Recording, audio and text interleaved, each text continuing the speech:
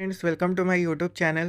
दोस्तों, कल के दिन इलेक्ट्रॉनिक स्मार्ट का सब्सक्रिप्शन ख़त्म हो गया था और अभी फ़िलहाल में एक और मेन स्ट्रीम आईपीओ मंडे से आने वाला है। कंपनी का नाम है ट्रैक्सन टेक्नोलॉजी। इसका 7 तारीख को इसका एंकर इन्वेस्टमेंट डे था। इसमें एंकर इन्वेस्टर ने इन्वेस्ट किया था। तो अभी इस वीडियो में हम लोग देखेंगे सबसे पहले कौन कौन से ऐसे एंकर इन्वेस्टर थे जो कि ट्रैक्सन टेक्नोलॉजी में इन्वेस्ट किए हैं, और फिर बाद में हम लोग डिटेल एनालिसिस करेंगे किस आईपीओ में हमें अप्लाई करना चाहिए या नहीं करना चाहिए। मैं पहले ही आप लोगों को बता दे रहा हूँ, ट्रैक्सन टेक्नोलॉजी का जो मैं पढ़ा हूँ, स्टडी किया हूँ, फाइनेंशियल रिपोर्ट, वो थोड़ा सा निगेटिव में है। बट एंकर इन्वेस्टर काफ़ी अच्छे अच्छे इन्वेस्टमेंट किए हैं। तो लास्ट में हम लोग डिस्कशन करेंगे कि इसमें हमें अप्लाई करना चाहिए या नहीं। तो दोस्तों, अगर एंकर इन्वेस्टर की बात करें तो हर एक आईपीओ से पहले, एक दिन पहले, जिस दिन से आईपीओ स्टार्ट होता है, एक दिन पहले कुछ एंकर इन्वेस्टर आते हैं जो कि अपना इन्वेस्टमेंट करते हैं।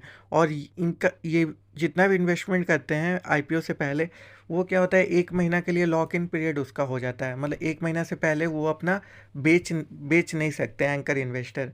तो ये होता है जब लिस्टिंग होता है। तो अभी फ़िलहाल में जो ट्रैक्सन टेक्नोलॉजी में है, वो 139 करोड़ एंकर इन्वेस्टर ने इन्वेस्ट किया है, जिसमें टोटल 15 इन्वेस्टर पार्टिसिपेंट किए थे, जो कि एंकर बुक में नाम था, जिसमें नाम है Nippon life India, ICICI Prudential India, एकॉन fund, Ashoka India equity investment trust private limited, white oak capital, Kotak mutual fund, Abacus emerging opportunity fund, Reliance general insurance company, BNP Paribas arbitrage, Tara emerging Asia liquid fund and Motilal Oswal fund. तो ये सारे total 15 investor थे, जिनमें से काफ़ी अच्छे अच्छे नाम थे। आईसीसीआई प्रूडेंशियल था, फिर अगर कोटक का म्यूचुअल फंड था, तो बहुत सारे एयूएम वाले कंपनी थी, एसेट अंडर मैनेजमेंट जो मैनेज करती है, वैसी कंपनियां थी। और काफ़ी अच्छा इन्वेस्टमेंट देखने को मिला 139 करोड़ का एंकर इन्वेस्टर के द्वारा। तो कंपनी तो ट्रैक्सन टेक्नोलॉजी अच्छी है, क्योंकि इसके जो फाउंडर हैं वो फ्लिपकार्ट फाउंडर ही हैं, जो कि इसको बैक किए हुए थे। फिर दोस्तों, अगर ग्रे मार्केट प्रीमियम की इसकी बात की जाए, तो अभी तक ग्रे मार्केट में कोई ट्रेडिंग नहीं हो रहा है इस आईपीओ से रिलेटेड। इशू प्राइस इसका 2-3 दिन पहले ही पता चल गया था, लेकिन इशू प्राइस पता चलने के बाद मुझे लगा था कि इशू प्राइस जैसे ही आ जाएगा, वैसे ही ग्रे मार्केट में ट्रेडिंग भी स्टार्ट हो जाएगा। लेकिन अभी तक ग्रे मार्केट में ट्रेडिंग नहीं हो रही है। हो सकता है मंडे को कुछ देखने को मिले ग्रे मार्केट में ट्रेडिंग। अगर नहीं देखने को मिल रही है तो फिर ये बहुत ज़्यादा ड्रॉबैक हो सकता है। तो अभी तक तो यही सीन है। और रिटेल इन्वेस्टर और स्मॉल एचएनआई, बिग एचएनआई, ये तीनों 3 पार्ट में है। और ग्रे मार्केट प्रीमियम तीनों का अभी तक डिस्क्लोज नहीं हुआ है, मतलब कि ग्रे मार्केट में ट्रेडिंग ही नहीं हो रहा है। कंपनी की बात करें तो कंपनी बहुत अच्छी कंपनी है। ये software as a service model platform पे ये ऑपरेट करती है कंपनी। और ये डेटा प्रोवाइडर कंपनी है। क्या कहती है, प्राइवेट मार्केट कंपनी जितनी भी हैं उनका डेटा प्रोवाइड कराती हैं, और वो सारे सेक्टर और ज्योग्राफी के डेटा प्रोवाइड कराती हैं। तो इनका जो कवरेज है बहुत बड़ा है। और इस कवरेज में सारी कंपनियां आ जाती हैं जो कि आईओटी से रिलेटेड है, आर्टिफिशियल इंटेलिजेंस से रिलेटेड है, virtual reality, robotics, blockchain, electric vehicle. तो ये सारी कंपनियां आ जाती हैं। और ये रैंक करते हैं, जो ट्रैक्सन टेक्नोलॉजी है, ये 5वां रैंक करता है globally in terms of number of company जिन्हें ये डेटा प्रोफाइल करते हैं। तो काफ़ी अच्छा इनका पूरा बेस है, सब कुछ अच्छे से पड़ा हुआ है। और इनके बहुत अच्छे यूजर्स भी हैं, क्लाइंट्स भी बहुत अच्छे हैं अभी तक फ़िलहाल में। जो मेनली कस्टमर है वो बहुत सारे फॉर्चून 500 कंपनी के अंदर में आते हैं, और एफिलिएट ऐसे ऐसी भी कंपनियां जो यूनिलीवर इंडस्ट्री से रिलेटेड है। तो ये सारा चीज़ बहुत अच्छा है इनका। और जो प्रमोटर, जैसा मैंने बोला था, नेहा सिंह और अभिषेक गोयल प्रमोटर हैं इसके। इसके मेन ऑब्जेक्ट क्या था, क्यों आए हैं आईपीओ लेके, तो ये ऑफर फॉर सेल है। मतलब कि जो पहले से ही शेयर है उसको बेचने के लिए प्रमोटर यहाँ पे आईपीओ लेके आए हैं। तो ये 10 से 12 अक्टूबर तक रहेगा। और ये पूरा आईपीओ का जो साइज है वो 309.38 करोड़ का है, मतलब 310 करोड़ के आसपास का ये इशू प्राइस है।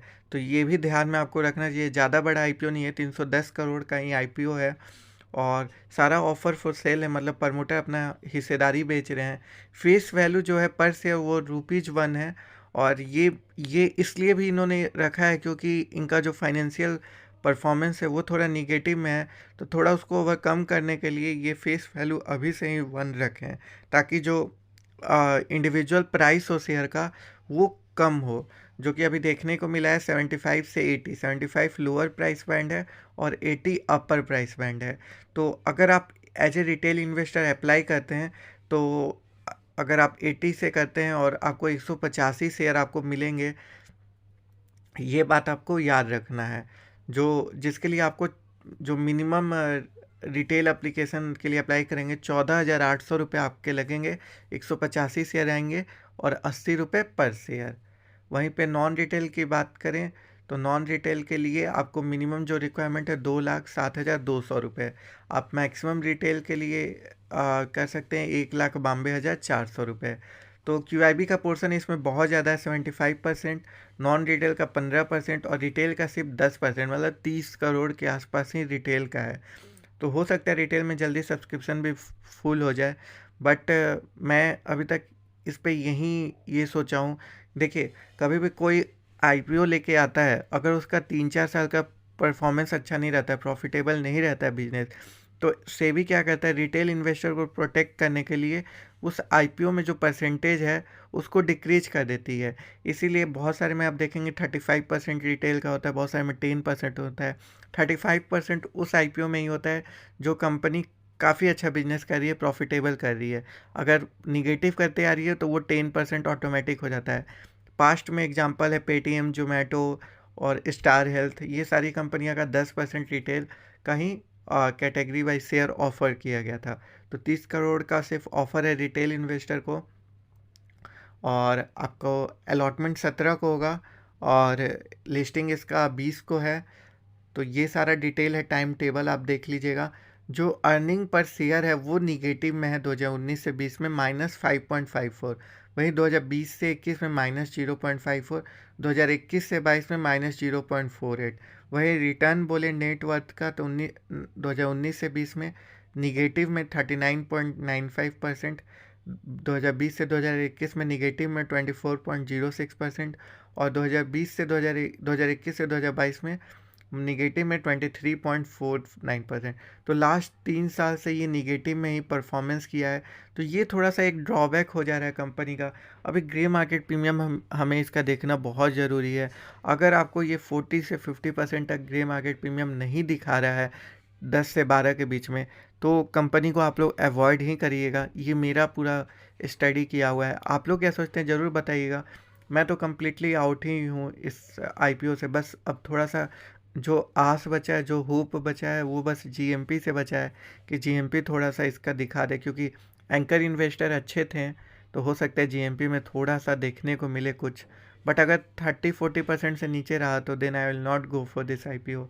आपका व्यू क्या है ज़रूर बताइएगा। जानकारी पसंद आए तो चैनल को सब्सक्राइब कर दीजिएगा।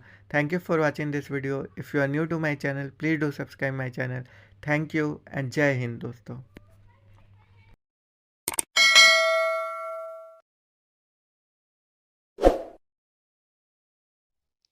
Hello everyone, welcome to my channel. So my channel is all about the stock market update. Here you can see the update about the IPO, their grey market premium, all the latest stock market news.